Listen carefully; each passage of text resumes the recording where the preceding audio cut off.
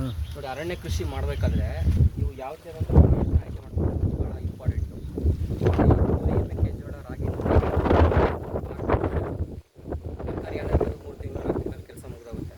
ಈ ಅರಣ್ಯ ಬೆಳೆ ಕನಿಷ್ಠ ನೀವು ಅದೇ ಮೇಲೆ ಒಳ್ಳೆ ಪ್ಲಾಂಟ್ ಹಾಕಿಲ್ಲ ಅಂದರೆ, ಯಾಕಂದರೆ ಇವಾಗ ನಾವು 50 ರೂಪಾಯಿ 100 ರೂಪಾಯಿ ಹೆಚ್ಚು ಕಮ್ಮಿ ನೋಡಿಕೊಂಡು ಲೋಕಲ್ ಪ್ಲಾಂಟ್ಗಳನ್ನ ಅಥವಾ ವೀಕ್ ಇರೋ ಬೀಜದ ಗಿಡಗಳನ್ನ ಉಪಯೋಗ ಮಾಡ್ತೀವಿ. ಈ ಥರ ಒಳ್ಳೆ ಪ್ಲಾಂಟ್ ಹೊಡಿದ್ರೆ ರಕ್ತಚಂದನ ಇದು.